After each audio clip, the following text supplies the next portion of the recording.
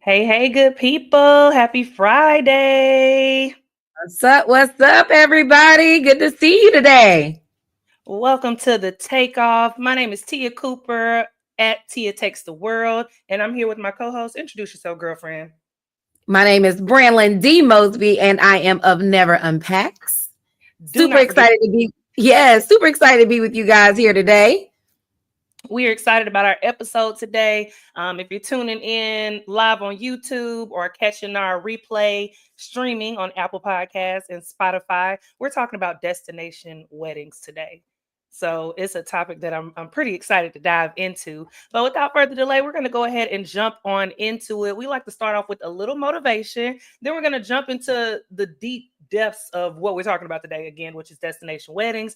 We're going to recap the show, give y'all a little bit of celebration so y'all can just know what's going on in our life. If y'all have some celebrations, we want to celebrate with you as well. We're going to drop some knowledge on you on how you can turn your travel passion into a little coin, okay? Because we like to make coins and we like to also travel. So we're going to give you all the goods today. But first, as I said, we're going to start off with our motivational quote. Bran, you want to tell the people what that is? I do.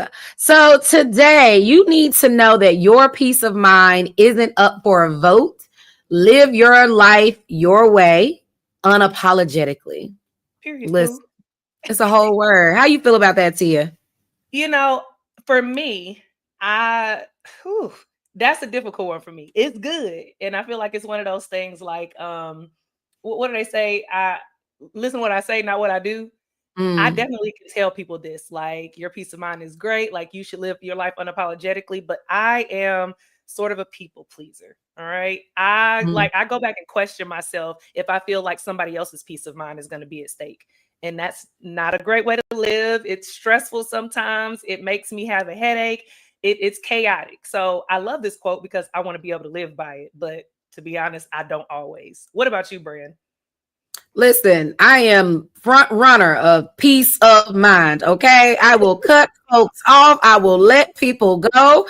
I will tell them that is a boundary I am not interested in crossing. And if you can't abide by my boundaries, baby, Mhm. I can find a place for you to go. Listen, I support it. I live it. I am. Listen, I'm not, y'all, Tia is laughing because literally probably the last 3 months I've been like, well, guess I ain't talking to that people anymore. I don't know about that because I don't even got time. I don't got time. I got too much going on. I Yeah, am yeah. an advocate over here for your peace of mind, living the way you want to live. Your happiness means a lot.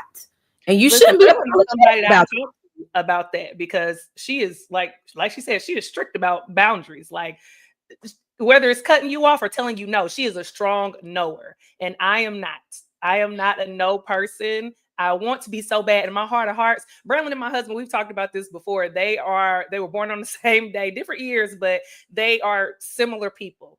And he'd be like, no, let's say it together, no. And I'd be like, no. Listen, I lead with no, and I sometimes have to work on that because sometimes I even at work, y'all, like at work in my personal life, I will tell people no in a heartbeat. Like, can no, we cannot. Absolutely. The And answer then I is might no. come back and be like, okay, well, I can. But people take advantage of the good people we are on the inside. So you gotta there's a scripture, honey. Don't get What's me the to scripture? preach it. Come on, There's a Lord. scripture that talks about you gotta protect your heart because everything you do flows from it. Let me tell Yes. y'all something. Your girls out here, and I say girls with a girl, me, Tia, Bradley, okay? Your girls is out here putting out amazing things and trying to put our all into that. So no, I can't have you over here messing up my peace of mind, baby cakes. Yeah, yeah. This Because quote everything I definitely do comes from my heart. yeah. No. I feel you, Brand. Like I said, I want to so bad. I was reading a couple of years ago Shonda Rhimes' The Year of Yes, and I'm like, oh well, I say yes anyway. So, but no, it That's was more so because saying she yes was to leading with yourself. no. Now that Yeah, was she was more so saying say yes to yourself. Like when I read it, I was like, oh, I say yes. What do I need to say yes to? And she was like, no, you need to start saying yes to you. And I'm like, mm, okay. All right. That's what you meant, Shonda. Okay. Okay. So mm, this motivational quote is something that I think that is going to be so pivotal or important in this particular show because that power of no can help mm-hmm. you some of y'all out in this show. So as I said, we're talking about destination weddings today, and we're just going to go ahead and jump into it. So we're talking about the drama, the glamour, the headaches of destination weddings. Are these magical celebrations worth the hype, or are they just asking too much of your guests? Brand, let's kick things off. What are your first thoughts when someone says destination wedding? As you like. Listen, if that's what you want to do, is where you put your money, where you want to create your memories, where you want to be in this particular space, as you like. And I am also a firm believer, who gonna be there is supposed to be there. Okay. This is true. This is very true. I agree with that as well. I actually had a destination wedding, so my thoughts will be a little different maybe this episode. I don't know. But I also agree with as you like. Like when I had my wedding, I was like, whoever's gonna come can come, as long as the one person that I need to be there, him and the pastor, as long as they there, then we're good to go. I wasn't really concerned with who could come. Of course, my family and stuff, I wanted them to be there, but it even got down to the point, and we'll get down to it in the show, like some of my family couldn't make it, and I was like, okay, all right. And I think they were more so like, you're not about to change it up. You're not about to not do this because I can't come. But that's, like I said, that's something we're going to get into in the episode. So our first topic of discussion is the dream of a destination wedding. So let's start out with the positives. Why do so many people want destination weddings? Is it the vibe, the aesthetics, the exclusivity, or something that I didn't realize I had a destination? Is it the cost? Okay, so I'll give my perspective of why I went the route of a destination wedding. For me, we love travel. First of all, like it just made sense to get married abroad. And granted, I say this all the time. Mexico is before we traveled there, is one of my favorite countries that I had never been to. Y'all know that's a Spanish name for auntie, and I am auntie. Okay, so I love tequila. It's my favorite type of beverage. I just knew my daddy's name is Robert. The people call him Roberto. Okay, they say he got a extra rise. So I was like, I have to have some type of Spanish, Mexican blood in me. I took my DNA ancestry test, baby, not a lick. I was so not a lick. Not a lick, but in my heart, I have the roots. Okay. So I was like, yeah, let's go to Mexico. Let's just make it into a thing. And as we started planning and things, I knew that some of my family didn't have passports. We gave them enough time. I think we planned 2 years in advance. We got engaged in 2020, ended up getting married in 2022. So it was plenty of time for anybody that wanted to come. I thought it was a great idea to get them out. If you didn't have a passport, then you could get one. You could travel. And a lot of our family and friends did travel for the first time. Like I said, I just thought that it would be such a vibe, us being a traveling couple. As we started putting the things together, I started realizing this is a lot less stressful for me and our pockets, because you think about weddings that are at home, you have to find a venue, a DJ, caterers, sometimes outside chairs and tables, the decorations for everything. You're having to go in and check in with the people to make sure that all the things are done. I met our wedding coordinator. Granted, we talk virtually online and things a lot of times, but I met this lady when we landed in Mexico, and they handled everything, like sent me the pictures, all the things. We essentially had a package that included the food, unlimited drinks, because we was at all inclusive, everything. And our brother-in-law ended up DJing some, and we had the things set up. Luckily, my husband is DJ, but it just was so much more stress-free for us. Now, I don't know all the ins and outs of the guests that didn't come or did come, but for us, it was definitely easier. So, Brandlin, what do you think about that? Like, I'm speaking from the perspective of me putting on the wedding, and I know you said as you like, but as someone who may have been to a destination wedding or get invited to a destination wedding, what are your thoughts concerning being invited? Like, just because it's easier on me, do you think that it is less easier on guests, or does it depend? Is it situational? I will start by saying technicalities, I have never been invited to a destination wedding. However, excuse me, I was invited. I haven't been to a destination wedding. Okay. Lord. I lost my life in 2 seconds. I Real haven't quick. been to a destination wedding. However, I will also say I have lived abroad while friends got married, and that might as well have been destination weddings in my book. Because let me You tell had to you, go back. exactly. When you live 7,000 miles away and you trying to get on flights to get back to where people are having home-based home-based weddings, that is like going to a destination. I need cars, I need hotels, and it ain't all inclusive. Okay. So Yeah. I think that destination weddings are a brilliant idea. I think it's also important that, you're from my event planner lens, you should definitely scope out the place that you want to do and making sure that they have what you need. There's a lot of people that do destination weddings and they face some obstacles, or what they thought looked like one thing ends up not looking like that when they get there. So you thinking I want ghost looking chairs, that's the acrylic looking ones, and you end up with them. Come on, event planner. Some banquet chairs and with a little cover on it, and that ain't what you wanted. Now, some people might be okay with that, but that might not have been what you wanted. So I would say weddings are taxing on guests, regardless of if they are in state or local, because all of your guests are not coming from the same city. So to my technicality, everybody wedding is a destination. Okay. Because you have to go somewhere. You have to go somewhere. Whether that is, and I was one of my friends got married in Charlotte, and you put your wedding at 2 p.m., but your guests probably have been moving since 8 a.m. that day.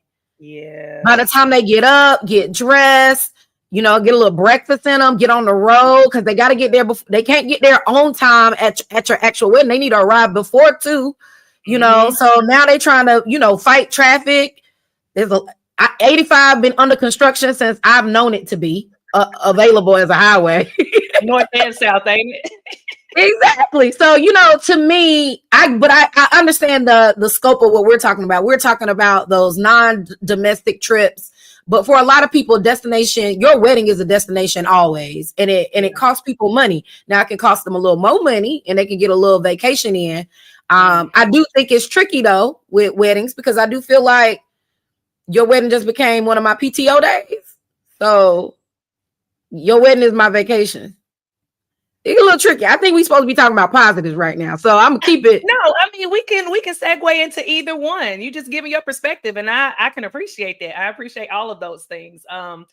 I mean, and that's when you come into that strong. How do you feel about it? What's your stance? Is it a strong no for you? Are you using your PTO for somebody else's celebration? Which we're going to get into. We'll get into that. So for this one, a little hot take that I have is there a fine line between fulfilling your dream and creating a nightmare for guests? Or do you think that some couples forget about the financial burden or scheduling issue that this puts on their family and friends?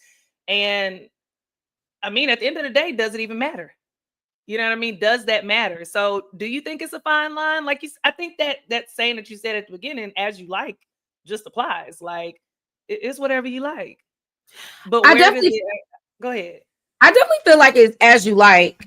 I also feel like, so this is perfect time. So I have some friends that are getting married, and right now their concern is about, I think the statement the baby said was, not the baby. I trying to keep a thing not so pinpointed. But one of the things the person said was, your friends and family got money to be here, mine don't. Ooh. And I thought that was an interesting take, right? Especially if it's a short turnaround, or it might be a long-term turnaround, right? And I do think, for me, I'm not married, but I've considered the thought of doing a destination wedding, because very much like Tia, I love to travel. So destination makes sense to me. But I also believe Tia's point is her husband needed to be, her now husband needed to be there. The preacher needed to be there. And for me, it's Georgie. That's my mama, y'all. Now the rest of everybody else, once I figure out how Georgie gets there, if Georgie at her sweet 75 and if she can make it, the rest of y'all need to figure it out. All right. Georgie, I low-key don't necessarily need the pastor. I just need a pastor. Okay. So them 2 people, 2.5 people, we good. Destination, I thought you got to figure out the license before you go anyway. Low-key, you married before you get there, right? You do, but for me, and so I really don't need a real pastor. I just need somebody to stand up there and say I get it. Well, I mean, I hear you. I don't know. I don't think that they let you use their, like, if it's a Mexican pastor, unless I think it's different. I know it's different types, like symbolic weddings and things like that. So I think you can't. Then that's another added cost. I mean, but essentially, I guess you're bringing the pastor out anyways. Our pastor, shout out Pastor Dixon, he was gracious enough. Like, he was like, he loved the Coopers, which is me now. But he was like, no, I'm coming. Don't worry about nothing. I got it. I'm coming because I want to be there. And I was like, thank you. That's amazing. So, I mean, that's another added cost. But with that, brand, you said if your mom can make it, anybody else can make it. But what if they essentially can't, or decide to stick with their heart? No. Is that like a problem for you? Do you have like certain friends and family where you're like, you need to be there at my wedding? Like, you need to figure it out. Destination. And I mean, well, like you said, every wedding is a destination. I be trying to say this without getting in trouble. I feel like I was thinking that the other day. I feel like we done had a couple of episodes that I probably done said too much and probably done got in trouble with some folk. I feel like the people who's supposed to be there gonna be there, and I'm not about to strictly. I think even for me, because you're talking about that quote that we started out with, like, your peace of mind isn't up for a vote. If this is where, in my heart of hearts, where I want to be, you'll figure out how to get here. You know what I'm saying? And two, also what I said earlier, I have traveled home for weddings. Y'all, I am probably the still single friend. I got 27 dresses at this point, low key. If y'all ever seen that movie, low key, I ain't got 27, but that's where we're headed. Okay. Yeah. I have been home for every wedding. So does that mean that you then therefore and expect the people to show up to yours no matter what, all of the things, because you've so granted, I expect you as a friend to do your friendly duties, and if you can't make it, I'm not gonna shed no tear. Now you might get a new boundary, but I'm not gonna shed no tear. Okay, I mean, respect. Okay, I can feel that. I get it, huh? I feel like I said, I didn't have necessarily. I did have people that I wanted to be there, and that couldn't, and it was just like, I mean, okay, it is what it is. But no, I take that back. Let me see how I can say this. Try not to get in trouble. This is touchy. I mean, it is what it is, because I've shared these feelings before, but because I gave 2 years in advance for people to come, and either not to come because you didn't apply for your passport in time, or you didn't save up, which I can't stalk nobody's pocket. So that much, I'm just like, okay, maybe. But yeah, I was a little pissed. I was a little pissed for certain people that didn't make it. Like, what are we really? I ain't even gonna lie. And I guess on the other side of that, the question then becomes like, whose responsibility is it? And I believe I had this conversation with somebody before, but whose responsibility is it to take on the brunt of the financial responsibility for your wedding? So if the guests are paying more to travel to your wedding, is that okay? Because it's your wedding versus, people talk about when they actually host their weddings, like whether it be at home, in a sense, I'm paying for your plate, I'm paying for you to come, and some people feel like you should. It's your wedding. Where's the stance? Where's the line drawn in that? Is it a line drawn in it?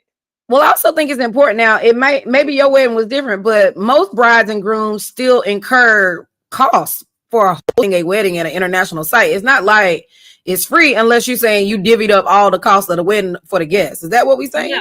No, we're not saying that. I definitely still have to pay for the packaging things, but I'm saying equally, like, we had to pay for a package, per person. But these people had to fly, pay for rooms, activities if they wanted to do. So I think, again, like I said earlier, your wedding is a forced vacation for me. And for me to, of course, there's like a list that I have in my mind of like, these are absolute weddings that in my mind I must attend. If you don't end up on that absolute list, then I now need to be like, am I willing to take this as a vacation, or can it fit in my life of to be able to take it as a vacation? There's been cases where I can't go, right? Like, this is just not working out for me. New job, new space. I don't have the time to take off right now. I haven't earned that time back or whatever. So I think it's just important to keep those certain things in mind. But in the same breath and vein, I'm not paying money for you to be here. Like, as a bride or a groom, you know what I'm saying? Like, I'm still investing in your presence at my wedding. You are also investing in your presence at my wedding, and it would be greater than it would be if it were a couple of hours. But like I said, for some people's weddings are a destination, even if they are domestic. There are people that are college friends, and they don't live in North Carolina. They live in California. That's a $700 flight, easy. And they got, if they mama don't live there in North Carolina, their family doesn't live there, they do have to get a hotel. They do have to get a car. There are people that come to a wedding that is stateside and are still incurring the same cost that it would for somebody to go internationally. And to that, I would say, I would rather pay to go to a new country and have a new experience than I would to pay a couple of $100 to go back to North Carolina, to Greensboro, and be like, yo, can I meet y'all at Dames? Like, you know what I'm saying? Let's go have some new experiences together.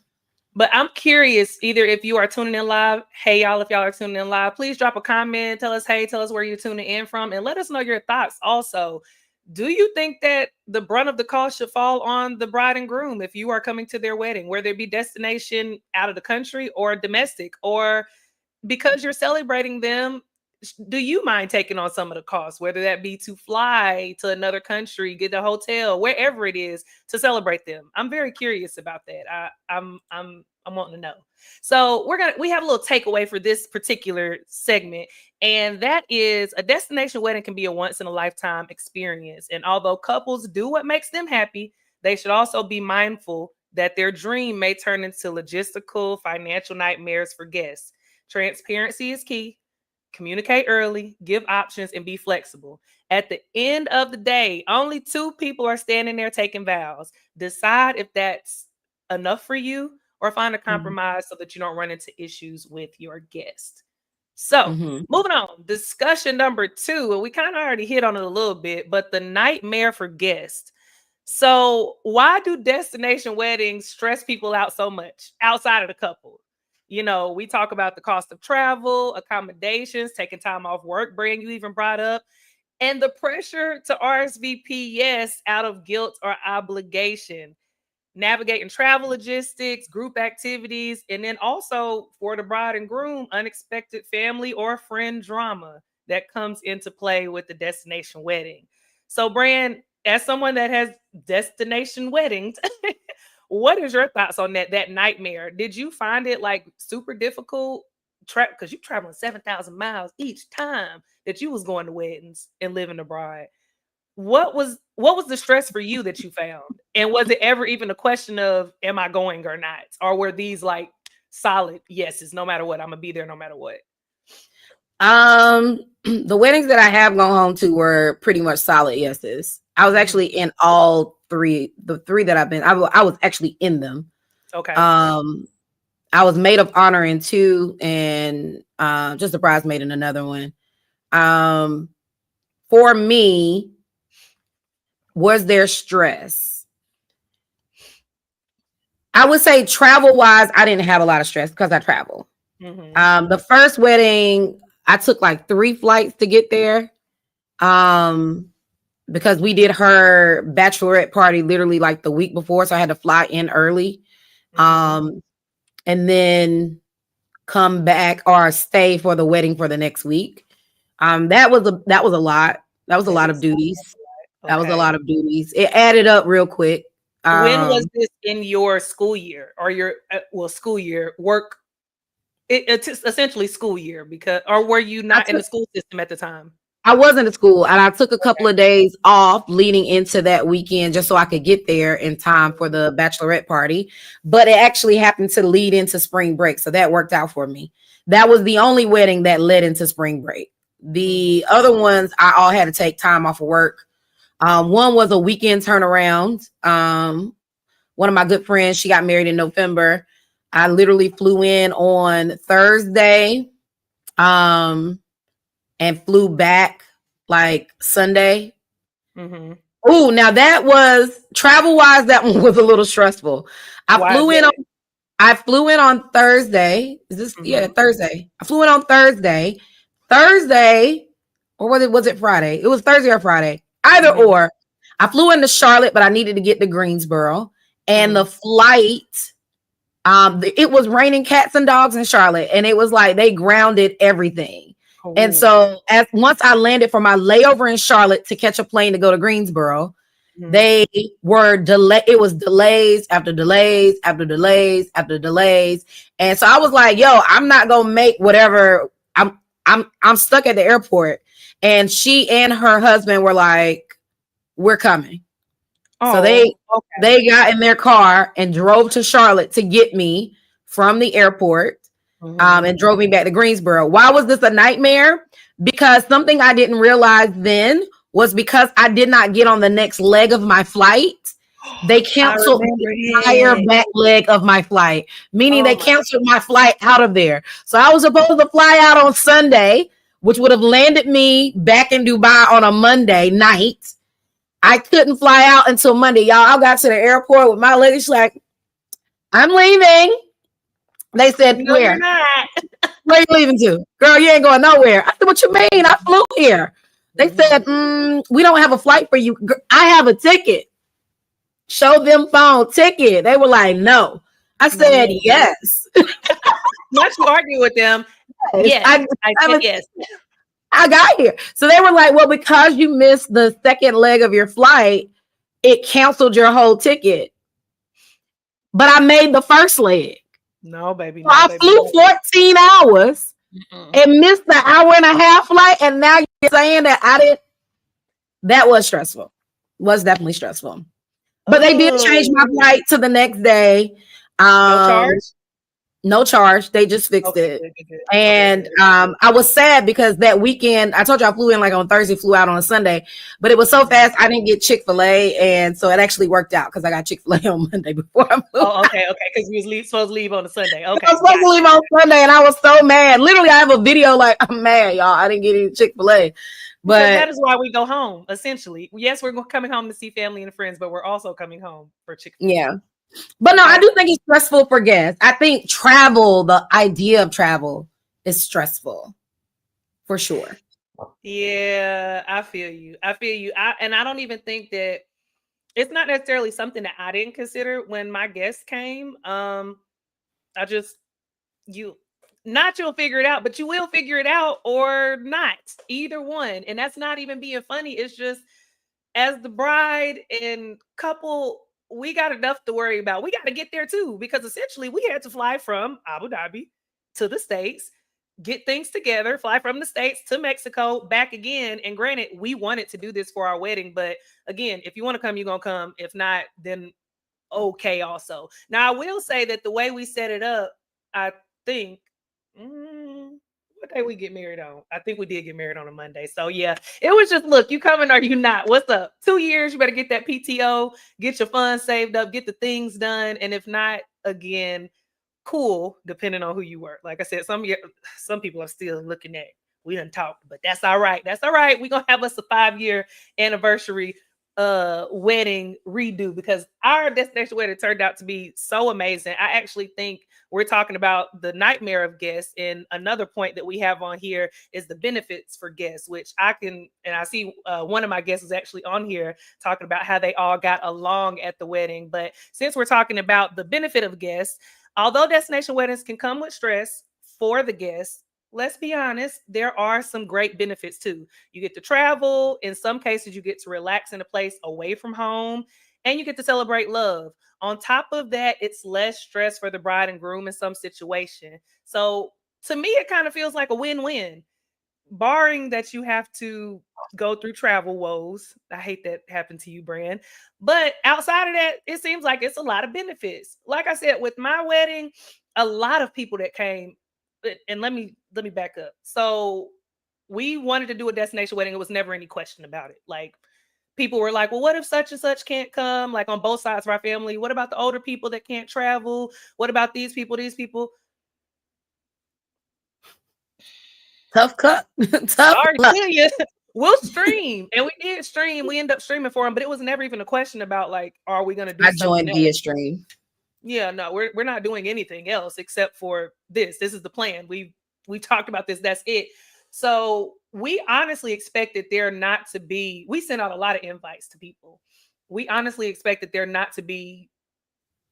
Maybe we're looking up to 50 people, possibly.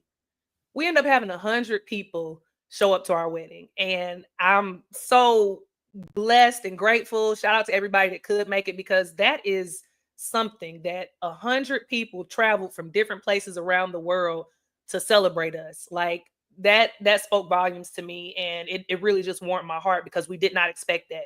So when we went into it, we were like, okay, we already know not that many people gonna be able to make it. It'll be small, intimate, gonna be a little bit cheaper on us because it's gonna be so small and intimate. And then it turned out to be this 100 people coming, which was great. But just looking over it, like, overall, the feedback was so good. Like, people were like I said, people had traveled for the first time outside of the country, had just got their passport, and since getting their passports have traveled to other places and experienced, like, a wedding on the beach. We did a yacht party as a thank you for everybody that came. People hadn't been on a yacht before. Mm-hmm. Yeah, and we yacht all the time when we in the UAE or whatever. That's just like a Sunday brunch. But to Like people that Sunday have afternoon. never, it's a Sunday afternoon to hop on a yacht. But to people who had never done that before or never been out of the country, like, to me, it just felt so good just to see all these people from all over come together. And I think it was a benefit on both sides. Like I said, I don't think that there was too much. I don't know any drama at all that might have been associated with people coming, going, or anything like that. I do know that, because if I remember correctly, my brain don't be working all the time with memory, but I think we got married on a weekday. It might have been like on a Monday or something. So some people did have to use PTO when they end up getting back to work and things. But the fact that they even took a little time to come out was beautiful, and it was a benefit. Did you find, like, in your destination wedding trekking, that there has been benefits besides just seeing your friends? And also, to that, do you think that certain places would draw you to going to the destination wedding more than others because of the benefit? 1000%. If you are having your weddings in place that I'm like, ooh, that look good. Yeah, I'm What definitely. places are those for you? What places are those on your list? For me, my travel style is unique anyway. So I like unique places. I wouldn't mind going to a new place. So if your destination is a new country for me, I don't mind checking that off, because now I can explore that. Your wedding is serving as, like, to our point. If I'm taking vacation, I need to be able to vacay. Like, I don't necessarily want to go to some place I've been multiple times, but like I said, except for Paris. Paris is always a good idea. I'll definitely go back there. So, but for me, I think if it's beautiful, like, somebody just showed me their location for an upcoming wedding, I was like, count me in. Like, I looked up the flight immediately. Like, how much is it going to cost to get there? Because I haven't explored this place, like, fully before. I was like, where does this fall in my school schedule? Everything like that. So yes, I am much more apt to come to a destination I've never been, and one that I love to revisit frequently. Now, for my people who don't travel like us, I think it's harder for them to make those decisions, because their comfort is not catching a flight internationally, going over the seas, and not understanding their laws and regulations. It scares them in a different way. Yeah, I can see that. I definitely can see that. We had a lot of people that hadn't traveled before that made sure they were on the flight with us. And at first I was like, y'all don't have to fly in with us, because we flew in a couple of days early, obviously, to get some logistics together. And then I was like, y'all don't have to fly in with us. Y'all can fly in whenever you want to. But they were like, I see now in hindsight, even back then, I saw they wanted to make sure that they got where they needed to go, because they had never traveled out the country, customs and things. Like, we showed up as a big old group. Like it was a lot of people that were going to the wedding that were on our flight and that essentially asked us before, like, when are y'all going, so that they could make sure they got there before. And I think that that's something that also should be considered by maybe the couple. How far are people traveling? Have they traveled before? What does that look like? We actually have a friend who was looking to get married in Bali during Christmas. And I think that thinking about the logistics of it, they kind of took a step back from that particular destination for a number of reasons. Like Brian said, thinking about places that you've never been before, or even if you have been there, you're working with companies that you may not necessarily know. Are you going to get what you need when you get there? Is the venue going to be there? Are you giving the money to real people and things like that? Also, traveling to Bali from, I feel like anywhere is a lot. Like, how far? You just went to Bali. How far is that from from where you travel? Because I don't know. Do you travel from the States, or were you in the UAE traveling there? I actually traveled from Dubai, and so it was like 9 hours, I think, maybe, with a layover. I think. I do think, to your point, like, distance matters, but I go back to saying what I said in the beginning: as you like. And for me now, if there are certain people that you absolutely want there and they cannot make the trek, and you want them there and you can't figure out a way to get them there, then you need to have your wedding back at the home. But if you want great grandma Susan to be there, and great grandma Susan is 93, and great grandma Susan 93 cannot make a 20-hour flight to Bali, then absolutely not. Like, so I'm curious for the people out there, whether you replay gang on the podcast or if you tune in live, how much does that really matter to you? Who are the people that have to be there? Brand, you done said Georgie has to be there. Miss Georgie has to be at the wedding. Is that the only one? Do you have a list of like, my wedding cannot go on? Besides your fiance, do you have a list of people like it cannot go on unless you're there? This gonna sound shady, and I want to let all my friends know I love y'all dearly.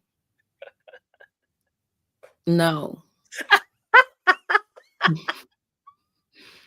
You make it, and I respect. You don't. Okay. Another question for you. Because you're a travel girly, but I mean, you got friends that are home based, around certain areas. What is your take on it? Like, would you have a destination wedding, or are you looking more into being, because I know you also mentioned Miss Georgie having to be there. I know she done travel to Dubai, so she'll jump on a plane, so what does that look like for you? For me, I will also say I have definitely thought about a destination wedding because I have newfound friends that live in the UAE or live abroad, and maybe don't live in the UAE anymore. I got some people in China. I got some people around the world at this point. So destination is a little bit more feasible, maybe not feasible, but more convenient, air quotes, for the people that I would possibly want to invite. However, I have also been a very in mind small wedding girly. Okay. There's gonna be some disappointed people, because for me, my magical number, if I could really pull it off, is 30. Oh, okay.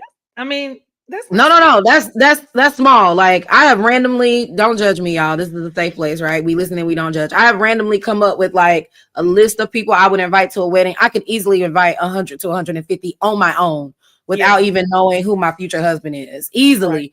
So if I'm telling you I want in total 30 people, this is a very short list of people. Okay. And so I will say something. I don't know if we're going to get to this either.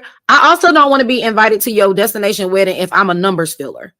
Like, that waves of invitation kind of make me feel like, if I'm in the fourth wave, do I need to invite?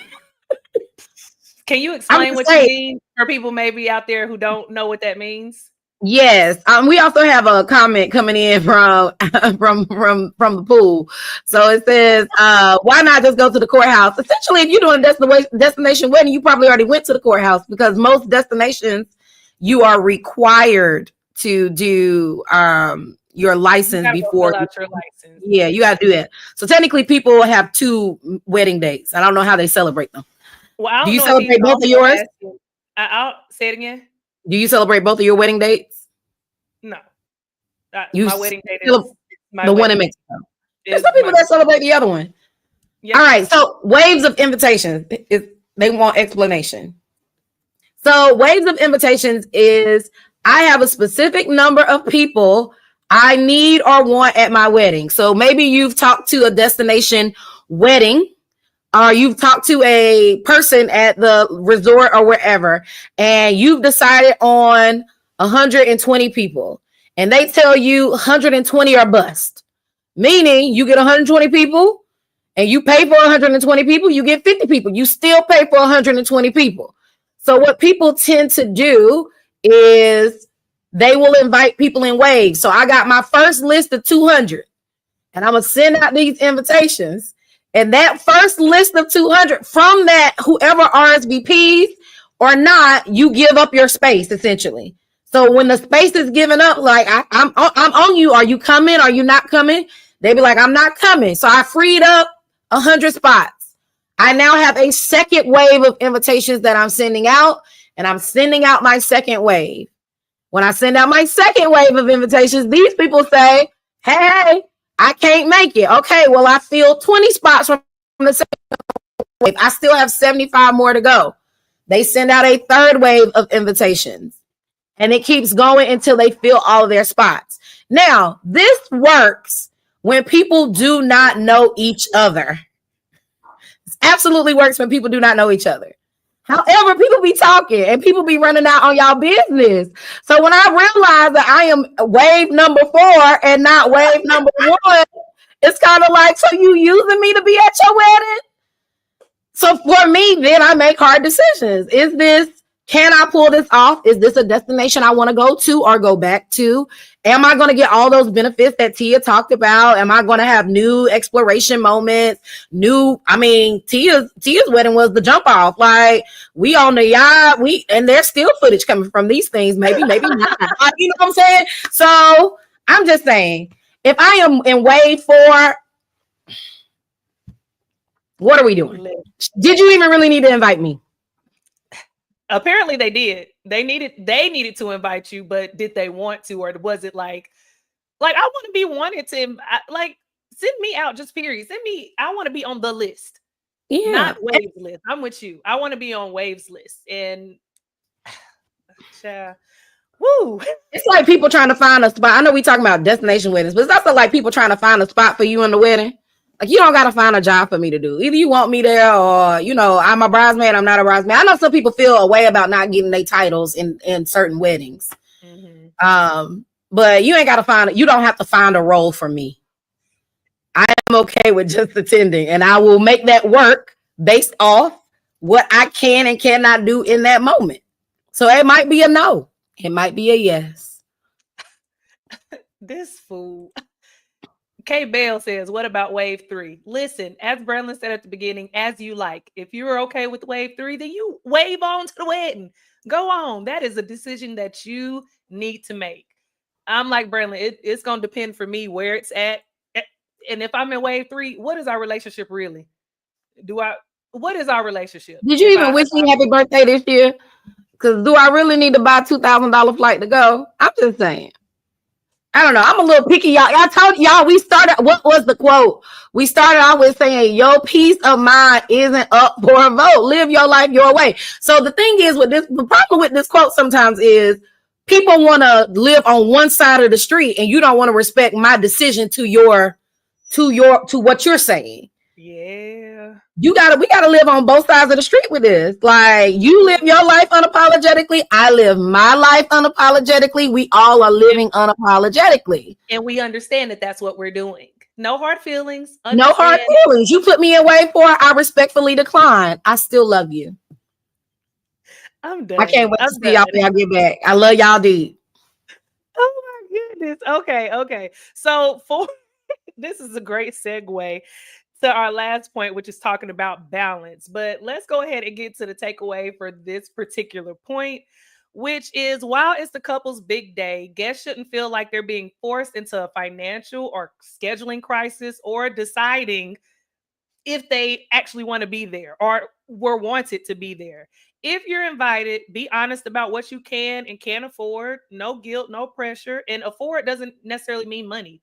Afford could mean time. Afford could mean just like your energy, your space. And for the couples, make sure that you remember that not everyone can drop thousands of dollars for your wedding in whatever capacity that is. And that is okay. All right.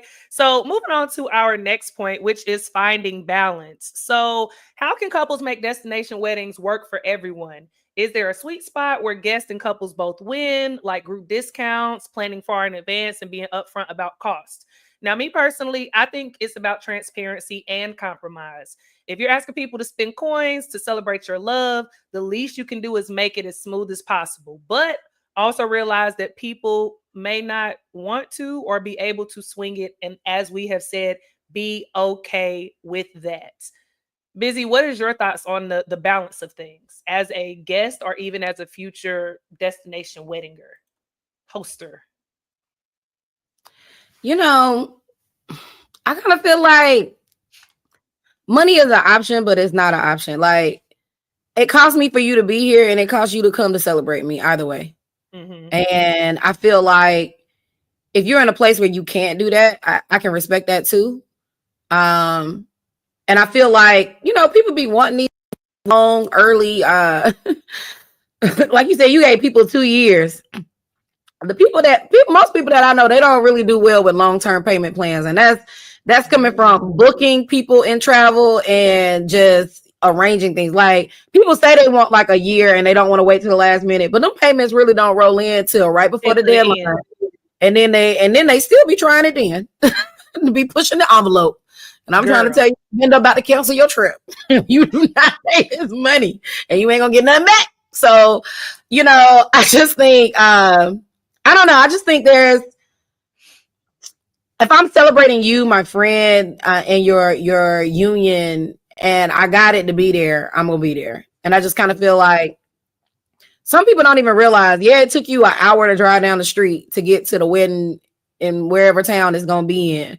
But between the invitation you got in the mail, the open bar that all y'all want to have when you get to the wedding, the place setting that's in front of you, the DJ that I need to have to ensure the vibes, the food that you're gonna have when you get there. Some of y'all bougie, you don't even want the buffet, you want the plated dinner, the cake that is there, and all y'all gonna taste it to see if it tastes good. Like, when you break down a wedding and how much it actually costs per person, a stateside wedding could easily run people anywhere between $300 minimum per person and upwards. And that depends. And then you're going to talk junk about my shutterfly invitation and save the day. Don't do that. So I might as well go out the country. I might as well. It's not even about going out the country. You might as well do what you want to do. And if that's out the country, that's where it need to be. Fair. Fair enough. Fair. I agree with that. Ooh, girl, you said a whole word. And honestly, like I said at the beginning, it was never for us a thought of even being stateside. And I won't say it wasn't a thought. I think we thought it was going to be more expensive to be stateside than it would be abroad, and we just automatically ran with it. And I won't even hold y'all, like, our wedding maybe was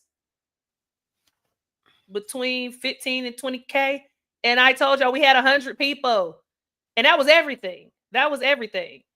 So we had a comment that says, I feel if there's a destination wedding, then there should be some nice thank you gifts or favors for everyone in attendance. I don't disagree. Have you had some nice favors at destination weddings, K-Bell?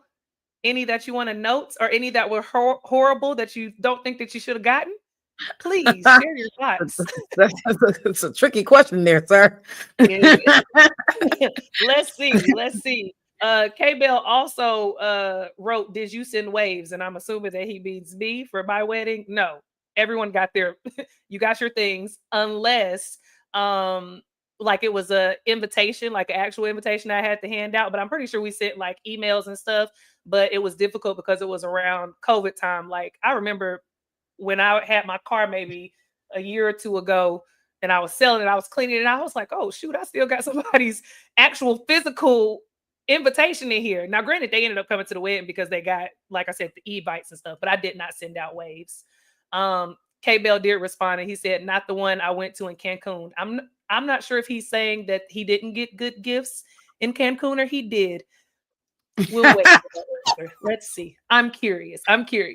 But to the point, as we were talking about finding balance, I definitely think there's a sweet spot. I love what you said, Brand, about some people. It don't even matter if you give them a long time, and it's facts.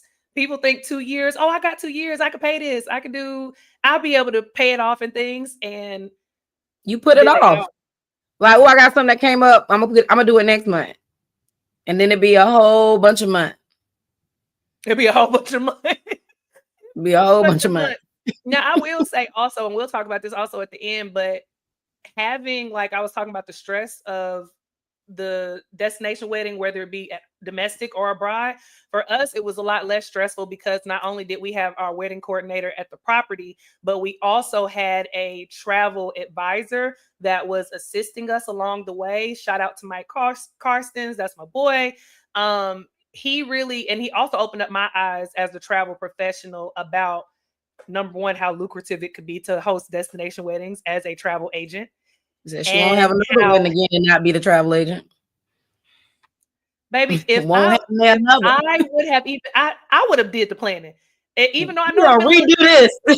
I would have done it. But just the stress that it took off for him to deal with everybody's everything. Like, I never knew about the payments in the background. If people did wait to the last minute, I never knew about cancellations or anything like that. It had nothing to do with me. So it was so great. But now as a travel professional, you better believe, oh, you want a destination wedding? I got you. I can put it together for you. Like, we met this man virtually. None of our guests ever had to actually see him physically. Like, they paid online. He sent them emails, all of the things.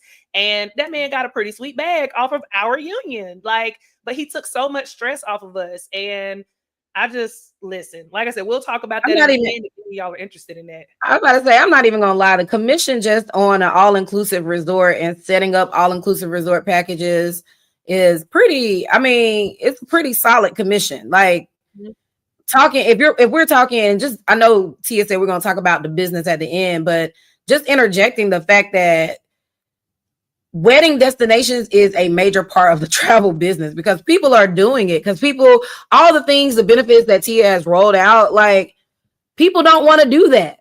And you do need somebody. They have a wedding planner on site, and then they can assist you with a travel agent that's going to hook it all up and connect you with who you need to be. Like, it's solid. Our coach actually booked all of the resort for her son's wedding. I think she said that bag was either over 20 grand coming back. It was a lot of money coming back. And she was going to the wedding anyways. Let me tell you something. The lady paid for a wedding, went to the wedding, and got a commission back on the wedding. Let me tell you something. Hello, somebody. Like, what? Make it make sense. And it definitely makes sense. Go ahead and read it, Brandon. Apparently, somebody got put to work at the Cooper's wedding. So the Cooper's wedding was in Cancun a few years back. And apparently they was putting their guests to work. So they had to pay to be there. They were laborers. Girl, don't you let kids sit up here and lie to you. K-Bell, you are telling like that man had to read a speech. If that was probably the extent of the work that he did. He put him on program? He worked. Our friend group was on the program, and they got up and said a little speech. Now, if you talk about putting them legs to work because he was dancing on the dance floor, putting his liver to work because he was drinking all the work because he was turning back drinks. Yes, they got put to work. Everybody got put to work. Oh, shoot, one of our friends left with a torn Achilles, was it? Or did he get that at the wedding? What he break? Yes, doing the Roy. Roy. Yes. Oh, you did, MC. Thank you so much, Ken. How can I? Now I know Ken. Ken is one of our good friends. Now I know I've known Ken to just grab a mic. So did you actually hire him to MC, or did he volunteer? I believe that we did ask him to be a master of ceremonies in some capacity. I did not realize that he was worked down to the bone so bad. I have to find some way to repay his efforts. So I greatly appreciate you. So Tia, did you even consider the nightmare for your guests before booking your wedding as a destination? Or I know you've asked me my opinion. Did you even consider that? Or did you was like, this is what we doing? It was what we were doing. And it wasn't, I don't want to seem like I was being inconsiderate, but it was just this is where we're going. If you can come, then come. And if you cannot, and two, because Ken had also mentioned in the comments, he said, then just do a big reception. And that was going to be our kind of, for, like I said, our family was like, so what if Aunt Bertha can't come or whatever because she can't fly? And it was like, well, we'll do something else at the house. Now, granted, we ended up not doing that because, again, we spent 15 to 20 grand on a wedding, which was fine. But at the end of the day, that goes back to the question that I was asking you: whose responsibility? I mean, not whose responsibility, but who should the brunt of the financial cost go to for celebrating? So yes, we are celebrating our union. Thank you for coming and things. But now I got to pay for a reception domestically because you couldn't make the destination wedding. Like, I don't know where I find that fair. I'm gonna pay for what I want to pay for. I'm not paying for anything outside of that. Like I said, who's supposed to be there will be there. If you can make it there, make it. It's wild. I actually had a client who originally she was going to a destination wedding. She sent me all the information. She didn't book through them. Thank you. She didn't book through them. She came through me. She said, my girl knows travel. Let me book with her. So she brought her stuff to me, gave me all of their information. I told her that we were going to verify the address and everything. When we started running the cost up, baby girl was like, I don't need to stay 4 days. I can stay 2. You know what I said? Bet. I booked her for 2 days. She flew in, flew out for the 2 days. It was an abbreviated cost. I think, again, people have this assumption of what they think they should be doing. No, you need to manage your own boundaries. And if it's a no, then it's a no. And I can move accordingly after. Yeah. And also managing your boundaries. And I think it kind of goes hand in hand with balancing those things as well. Like, can you, like you said, the package that they had was for 4 days. Babe, I can go for 2. That, you take it or leave it. What can I say? So I think managing expectations on both sides is important. And, even thinking back to us doing the reception, I remember maybe a year or so ago, somebody did ask and they were like, oh, I thought you were supposed to be having a reception back at home. And I'm just like, missed out. Tough cookie. Did you not catch the wedding on the Zoom? We sent out the Zoom. You wasn't on your Zoom. So, I mean, and I think that it was kind of not presumptuous because we did mention that we wanted to have a reception at home, but I felt like it was kind of like pushing us, like we didn't get to come. So what are you gonna do for us, babe? That wedding wasn't for you. That was for us, and we invited people to come. And I think that's the question. Who is the wedding for? Is it for you or for the guests? And who was that? I was looking at something. It was one of the Love and Hip Hops or something, and somebody was talking about different weddings and like how much they wanted to spend on it. The future groom was talking about, like, I'm not trying to spend, to your point, Brandon, $300 on per person, and we're getting married. Like, I don't think and you show up with 0 gifts. You ain't got me not one thing off my registry. But also, to that point, I mean, not saying that you should show up empty-handed, but it's like, as a guest, it's your wedding. Like, you want me to come celebrate you. I think that goes into like the talks, not only with weddings, but like birthdays and stuff, where people start getting into who should pay for what. Like, and I mean, this could be dual destination weddings, destination birthday trips and stuff, because I've heard a lot of controversy on those things. Like, I think people get into the thought of, why am I paying for your birthday is what it gets into. Like, we've had discussions like that, like being invited to different birthday things. And it's like, you have to pay to go to brunch, or you have to pay to get on a yacht or whatever. Is that okay? Should the birthday person or the wedding couple, the host, should they be paying, or does that go on to other people to help celebrate you? Well, what you think? What's y'all's thoughts in the comments also? My thoughts in regards to who should pay for what? I mean, it costs anyway. It's going to be a cost regardless. If you're having a birthday party you pay for dinner, or I've seen like some people's men, they'll pay for the dinner for all the girls to go out.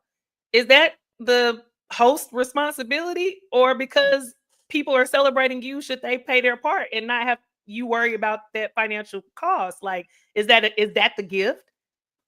It's as you like. If my man say he paying for the table, then he paid for the table. Now, if you get here, my man say he ain't paid for the table, then he ain't paid for the table. You need to cover your own bill as you like. Okay, you can choose to come or not. How about that? As you like, but where's the expectation? Whose responsibility is it from the beginning? If we're celebrating you, should you be taking the brunt of the cost? Should you be inviting me on the yacht that I have to pay to get on for your wedding or for your birthday? I will honestly say there probably hasn't been anything I have thrown where everybody gets the full cost. Mm-hmm. If I haven't taken care of it, there is a cost, you not paying what it should probably cost you to attend. Yeah, you're not paying full cost. But I think everybody operates differently. Like, and I think it's up to you and how you want that to look and how you want that to feel and move. I want to do a 40th birthday trip. Mm-hmm. I have intentions of doing certain things to cover certain things because you know me, I like an experience for sure. Mm-hmm. Like, you know what I mean? I want it to feel a certain kind of way. I want people to leave feeling a kind of way. However, if I decide like, this is what this, because actually when I looked at it, I was like, they probably gonna have to pay for this, but I'm covering all of these things. And then I also kind of feel like if you can't make it, as you like, and that's fine. And that's that on that. It's okay. On that. It's okay. All right. So our takeaway for this segment, which was finding balance, is that the key to a successful destination, or also we could be talking about birthday trip, destination birthday, is consideration. Couples or hosts should provide plenty of notice, affordable accommodation options, and flexible itineraries. Guests, on the other hand, should communicate openly about their ability to attend. A wedding should be about joy, not stress. So both sides need to set realistic expectations. And actually, before we move on, I thought about this yesterday. I don't know. It popped up on my TikTok talking about like setting expectation balance and stuff like that. So, of course, because the new season of Real Housewives of Atlanta is coming out, there are all these old clips. And, you know, they released them first 6 minutes of Shamia and the grandioseness of her life. So now her and Portia are kind of like they're showing all these different things. Bringing this up to say, Shamia had a destination wedding. Her best friend Portia did not go. And the clip that I saw came up of Shamia basically being upset because Portia wasn't coming. And Portia was like, you bringing this up in front of people. I've already told you I can't come because I have health issues. And Shamia basically was like, I'm still pissed about it. Like, I'm upset. And I thought it was a very interesting dynamic that they were arguing about this, because I'm just like, I mean, if she got health issues, if she actually has them, what are you really upset? Like, where that to that point, I just talked about consideration. Where is the consideration? Like, why are we tripping? But then also, that's your best friend. Like, you can't make a way. You be traveling. It was weird. It was definitely weird. I think a lot of times we have this prejudice against our friends and people because we hold them to a standard that we hold our own selves to. And Shamia, her family has dealt with a lot, like health-wise, sickness-wise, babies. Everybody been in the hospital living it up like hard. Not so no, like I feel like every time you go on our timeline, I feel like they in the hospital every other week. Like her baby's had a lot of health issues. A lot of things. I also feel like just because you didn't come now, mind you, I was 15 minutes ago. I'm also the one telling you, if you don't come, you just didn't come. But that doesn't mean I don't feel a way about it. And I reserve the right to feel how I want to feel. And I reserve the right to address that to you. Now, does that mean I might move different? 1000%. I might be moving different. But I do get to feel how I feel. And I feel like maybe Shamia kind of felt like you do everything else you want to do when it's inconvenient, and you bend over back, maybe portions of people pleasing, you bend over backwards for all these other people, but I'm riding with you. Yeah. When I ride with you, I do have different expectations. You know, are there a couple of people that I would look at and be like, this heifer didn't come to my wedding? But then are we setting ourselves up? Are we setting ourselves up by putting these expectations on people? I feel like I do that a lot. I have expectations of people, and every time I feel like putting expectations on people will get you every time, because people will, in a sense, fail you. Some people will never reach your expectations, even if they're trying. Sometimes even without trying, they don't reach your expectations. And I think that it's a lot to put on them, and it can be a lot to put on you. And then it goes to the point of, again, if you want me there that bad, then does it turn around to be that you should have compromised and had balance? I should compromise what? I should compromise my wedding for your health issues? If you want me there that bad, and you're gonna be mad because I can't make it because I'm sick. And I think that's the thing. It's not that I don't want you there that bad. I expect you to be there. I don't want you there that bad. I just expect you to be there, because I feel like that's who we are. Like we've gone through this level of relationship and fire. We got the time put in, and especially I ain't even gonna lie to you. Especially these cats I done flew 7,000 miles for. Okay. I done been to 3 different weddings now. I have a little different expectation for them jokers, okay? Yeah. Now I have flown the distance, honey. We about to pull out Hercules and start singing around here. Like, we have gone the distance, okay? So I kind of have a different level of expectation. However, if you also come up here and be like, well, I can't make it, okay. Like, well, this is where the wedding is going to be. I've even had people, even for my birthday, they would be like, it would be more convenient if your birthday was here. That's not where I want to be this year. Not you. Can you make it or not? Like, cheerio, Nate. Like, can you make it? If you can't, in this particular case, this off number birthday, okay, you didn't make it. I get it. You got life. Life be lifing. Yeah, it do. And you just gotta consideration, I think, is the point. Kay Bell said, I think the word is balance. If most people had it, then they cover it all or some part. I invited people for a B-Day rooftop bar hop, but paid for the bus transportation, or at least a thank you token. I think that's supposed for at least a thank you token. I agree. I can't agree for everybody. Even if some people had it, they still might not cover it. But generally, people who are in the mindset of giving would do that. I think that Braylon and I both are in that situation. We're going to give what we can. Like Braylon said, if we can offset some costs to you, absolutely. We appreciate your bus transportation, Ken. It was much appreciated. And even the what he gave us the other token. He gave us a little snack pack. I ate them Oreos real quick. Hydration box and stuff. A little BC powder. Yeah, it was a little drink in there too. A little drink. He was trying. Let me tell y'all, Ken. Like I said, Ken is one of our good friends. But Ken will make you step up your invitation game, your favor game, your activity game. Yes, rooftop bar hopping, present, all of the things. That was such a good experience. But I think that, with him saying that, we've all, which is why I think in our community, and I think it might, I don't know if it's different for expats as it is back home. Again, y'all tuning in. I don't know. I haven't necessarily done a lot of birthday celebrations home, just because in the time that I'm traveling, birthdays don't necessarily line up. So I don't know how that works back at home. But from what I be seeing on the TikTok, that's why I asked the question about whose responsibility is it? Because these people's men's be dropping the bag on the tables and stuff, be buying the sections and things, be paying for group trips for the girls to go on and stuff. And I will tell you this one thing that will irk my nerve. Don't split no tab with me. If you gonna volunteer to pay for the bill, pay the bill. Don't volunteer the table to split the tab. Pay the bill. Is that a thing? People be like, all right, we're gonna pay. Everybody get the tab and then you say split it. I have been at tables even in the UAE, the UAs of E's, okay? And people have split the table. I feel like I sent a message one time saying, don't split no tabs for me. I did my part. Ooh.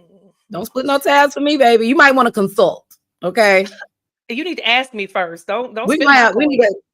What are we doing going into this? Like one of my homegirls, she was like, she don't even do birthday dinners anymore because Because people of be that. acting like this. Yeah, because people. Yeah, like my thing is, we don't got to split the tab. You can take care of it. And my thing is, if I'm going in and I'm like, oh yeah, I got her, or I got this person. Don't worry about it. Then I got it. But I ain't about to be like, we got it. Don't Like spend I my got it. coins. Yeah, Those two different things. don't spend my coins. Don't do that. Don't do that. Whoo, child. Ooh, this is a whole nother. We don't go down for a rabbit hole. Okay, bring it Yeah. back. We back. But that interests me. I said, these phones be listening. I said, not this done popped up about destination wedding. We talk about destination weddings this week. Okay, so let's dive into a wild world of destination scenarios. So we're gonna play a little game, all right, I haven't seen. called Destination or Devastation. So, Brand, you're going to say destination for wedding trips you're down to take, or devastation for the trips that you're just not down.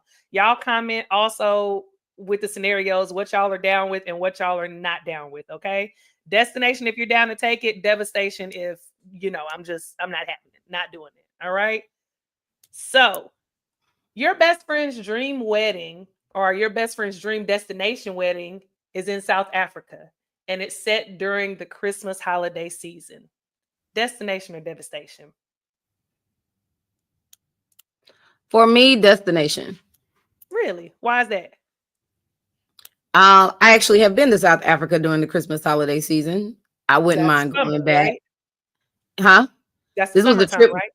No, yeah, it is the summer for South Africa, but this is the trip that went left. But I Yeah. wouldn't mind. I wouldn't mind doing it. Plus, that's my birthday time. I'm down. Okay. For me, it would just depend. Because I do split time between the States and the UAE, and abroad, I think that and especially my husband, he loves to be home during Christmas time. Um, because we have new babies there and family that we don't see, a good chunk of the year, or maybe we see less time whenever we do go home. So, and that's his birthday time. I generally don't have a say over what we do Christmas time because it's his birthday and it's the holiday. So he kind of trumps that season. So I would probably have to say devastation. And it also depends on it says best friend. Okay, destination. I take it back. Travis just gonna have to suck it up. Ken also said destination, and L, hey girl, chiming in today. That's the destination for me. I love a holiday travel. Same over here. Okay. I have enjoyed holiday travels in the past when we have been able to do them, so that's been nice. All right, next scenario. I think yes. All right. So your cousin books a destination wedding in Dubai, but wants to stay in a shared Airbnb with strangers to cut costs. Destination or devastation? So they want me to stay with them? Yes, they're trying to cut your costs so you don't have to get a hotel room. They're putting most of the different people in Airbnb so they can cut costs. I would say devastation. Why is that? I'm just not interested in being with a whole bunch of people I don't know. Like, I'm assuming, okay, this is with the thought that we've never lived in the UAE first, right? So this is like I'm traveling stateside and I'm coming over and now I'm staying with a whole bunch of people. I feel like I do a hostel in my life, but it always be private room for a reason. Like, I'm not interested. Yeah. Yeah. I don't care if it's Dubai, it could be in London town, it can be, I don't really care. If it's people that I don't know, then no. If it's people that I do know, then I would maybe consider it. Especially if it's cutting costs. I'm sorry. This goes back into that group conversation we had last week. So now I'm sharing this place and who gets what room, and because you ain't booked it. Like, so we all sharing a space. So I'm in the maid's room and you in the master, and hold on. Like, I have questions. Like, Ken said devastation. Nah, it can be in the same city. Like you can stay. It don't have to be a destination wedding for that, Ken. Is that what you're saying? Oh Morocco. Lord. Ken is a friend that we've traveled on group trips with. I've traveled several times. So Lordy. Okay, we're moving on to the next scenario. So your sibling sets her wedding date for 6 months from now in Bali, but you don't have any more PTO. Destination or devastation? Destination. No matter what. Yeah. But I mean, not a but. I'm going. If my sister, if that's what she decided to do, I'm in there. But I'm also like, you can't give us no more notice than 6 months, and it's in Bali. Like, either are you rushing into this wedding, like you just have to get married right now. I wonder what the circumstances are. Not that it really matters because I'm gonna be there anyway. So, destination for me. Ken said, "F that job." I'm sorry, I clicked out. Yeah, sorry. Ken said, "F that." I think this is the thing. Well, first of all, let me say this. I have siblings. I have 2 older brothers. They're older. One has already been married. The other one, I mean, if there's a wedding happening, I'll be there. But if there's a wedding happening, for me though, I even have friends. I have friends that are talking about a wedding in probably like less than 6 months. Like you just got notice about it?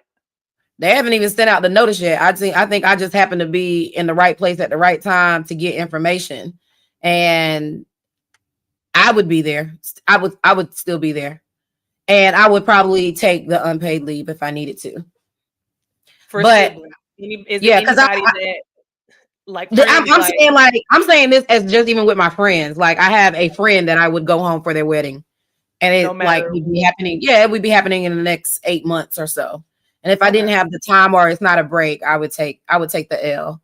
But that's also because for me, I promise myself not to miss certain moments. Mm-hmm. So now Ken said, F that job. I think you just need, I mean, Beyonce told people to quit their job too. I think you just need to be mindful of whatever you're quitting and what bills you need to pay and what you need to do when you get back. Like if you cannot afford to F that job, then you might need to be at that work.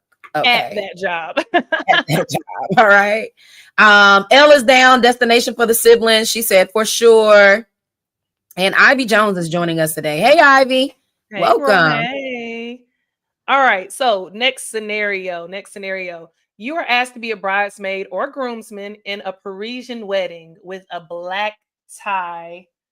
I'm sorry, I can't see around this thing. I set up my camera all crazy. You're asked to be a bridesmaid or a groomsman in a Parisian wedding with the black tie theme.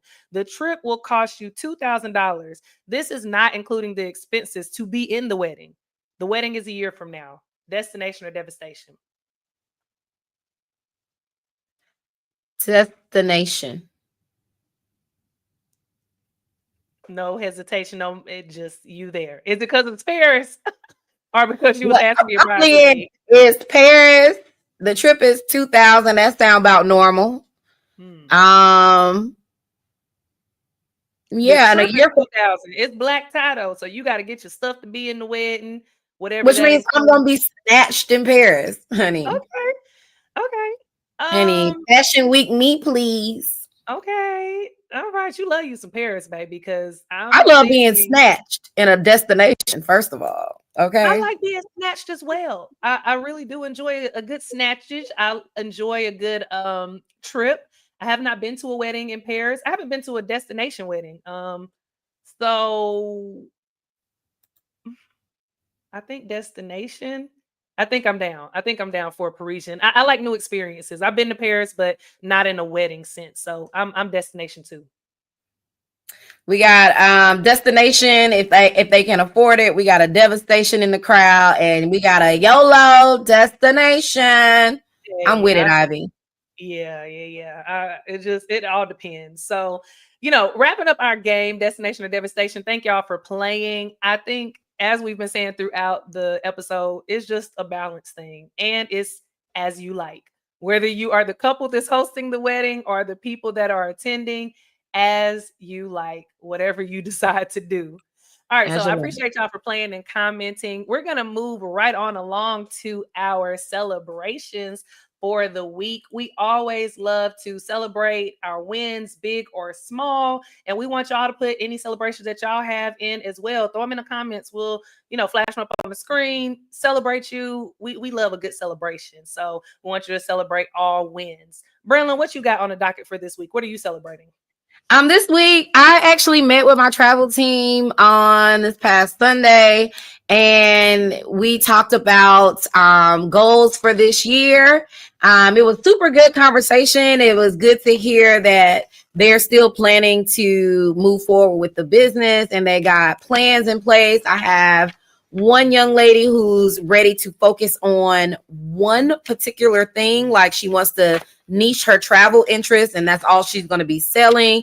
And then we also left the meeting with our focus this year, which is build, brand, and breakthrough. Okay, so, come on. Never Unpack is over here working. Okay. Yeah, y'all working. I love to hear it. That's a round of applause for Never Unpack. Y'all go ahead and give breakthrough. So similarly, Brand, my win also for this week is about the travel business. It's going to be a very easy segue for us to go in and share that information with y'all. But I am super excited about people on my team. I think I've said before in previous weeks celebrating. I just love to see how we're sharing this information and this business with people, and they're coming into it being successful. So I've had meetings with different people on my team within the past couple weeks that have just been really good. I have one of my agents that has started booking a trip for South Africa, like a family group trip that's going really well, that's happening this year. One of my agents that started off as a client, I booked her birthday trip last August. And I think I talked about this before. I booked her birthday trip last August, and then I turned around and she wanted me to book this one. And I was like, you could book it yourself and just get the commission, get you a birthday check, also go on a trip. Like, it sounded like a win-win to me. And she was like, you know what? That's what I want to do. So we met and got some things figured out for that. Excuse me. I have some new agents trying to sign up on the team to start their travel business. And I just think that that's amazing. I love that for the both of us, because not only are we out here building our own businesses, but we're giving other people the option to be successful, make some coins, travel more, and help other people travel more. So I'm really excited about that. Round of applause for things going on in the travel businesses. So if y'all have some wins, y'all go ahead and put them in the comments. Again, we would love to celebrate y'all. And we're going to go ahead and move to our recap. So if you weren't on the show earlier, or if you just wanted to go run it back on what we were talking about today, obviously today we talked about destination weddings. All right. Destination weddings, beautiful dream or a nightmare for guests. So we talked about the dream of a destination wedding. Do what makes you happy and be able to stand on that. All right. No matter what other people say, stand in whatever it is that you decide to do for your wedding. Okay. Or your birthday trip. We also dived into that. The next thing is the nightmare for guests. Attending is a choice. It's not an obligation. And that can waver depending on who you are. We talked about siblings and things like that, best friends, mamas, but you decide.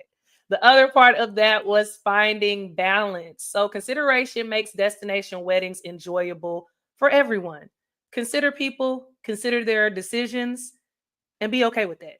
And enjoy whether you go or you don't, or whether people show up or not. Okay? I think that's important. So let's move on along, Brand, and tell the people what we have for them. Let's talk about it. So the first thing that we want to talk about is, let's talk about the travel business and being on the money side of travel. If you are interested in joining the travel business, we have available for you the travelagentworkshop.com. You can visit that, get more information on what we do and how we do it, and our various streams of income in the travel business. You would need a sponsor code. You can use Never Unpack for me or Take the World for Tia. It's a great way to get some information. You get, I think it's a 3-day workshop, and you can get all of the information in one day if you're interested. I went through the same workshop. I actually watched a very short video, and I was like, all right, sign me up. Mm-hmm. And then I went back and looked at the long video later. Don't be like me. Be informed if you like. All right. So, but we love to tell you all, we love to talk travel, but we really love talking travel business.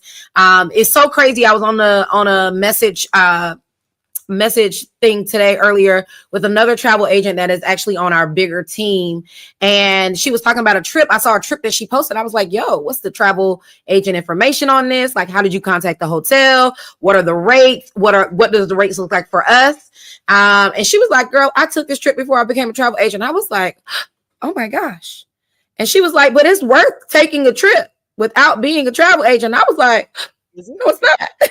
Is it? Yes, but I would love to see all of the benefits that come along with being a travel agent. So if you are one of these people that loves to organize things, you probably have a little bit of event planner blood in you, or you like to just put things together, being a travel agent fits right into your life. If you are a person who travels quite a bit and you are not necessarily an influencer or anything like that, and you are paying full price for your travel and you are letting those third-party websites get away with your commissions, I tell you, travelagentworkshop.com, you should definitely type that in, use one of our sponsor codes. The beautiful part about a sponsor code is that you would either end up with a coach in Tia, or you would end up with a coach with me. The other great part about that is we're all one big team anyway, so you can't lose. All right. So travelagentworkshop.com. The other thing is we tune in every Friday. We go live. We have shifted our little selves right on over to the YouTubulars. Okay. We are on YouTube. You can follow our channels at Never Unpacks for me and Tia Takes the World for Tia. Also, those are also our social media handles. Please follow us, like, share, subscribe, get into the family and the community with us. We love the fact that y'all are tuning in every week. We got some regulars that pop in. Hey, y'all, we appreciate y'all being here, commenting, participating in the conversation, because guess what? Travel is a big part of everybody's life. And just like I said earlier in the episode, it doesn't matter if you're traveling domestically or internationally, all of it's a form of travel. You had to catch a flight, you had to rent a car, you had to get a hotel, you had to do all of the things. And guess what? If you were a travel agent running that back, you probably could have a little bit of a write-off, okay? Because those are business trips. Amen. Hello, somebody. All right. So, yes, honey. And we have a peekaboo from Courtney Shelton. She's joined us in. Hey, travel influencers. Hey, friends. We love to see it. And we have Lakeisha Cooper. I think this is my sister that I ain't met yet. Hey, y'all. Hey, into his voice. And then Ivy also said you'll have an opportunity to go to a destination wedding. Now, I don't know if she ran out on somebody's wedding invitation yet, but she said, but this is my niece. That's my niece trend. And she said she get married at Destination. And you know I'm gonna be there. I'm gonna book it. Hello, somebody. Amen. Amen. Okay. All right. Follow us, like, share, subscribe. We love having you guys here. Thank you so much for being our family. And I'm gonna toss it back to Tia, because before we close out, we like to affirm you, honey. We motivated you. We gave you a little travel info, but we like to close it out in our own special way. Baby Brand, you did that, honey. You gave the people all of the information, and I'm not upset with it. So the affirmation for today is celebrate life your way, guilt-free. All right, say that with me. Celebrate life your way, guilt-free. All right. Celebrate life your way, guilt-free. If you haven't learned anything else from this episode, then please learn that at the end of the day, your peace is what matters. Your peace is what matters. We appreciate y'all. Please make sure that y'all go and subscribe to our podcast, whether it's on Spotify or on Apple Podcasts. Subscribe, leave a review. All right. 5 stars only, please. That's what we need. All right. Listen to season 1 and come back and catch us every single Friday. We'll be back next Friday. We can't wait to tune in and give y'all some more Takeoff information. All of the things, not devastation. Okay. We trying to get to the destinations. All right, y'all. We'll see y'all next week. Have a great weekend. Bye. Bye, everybody.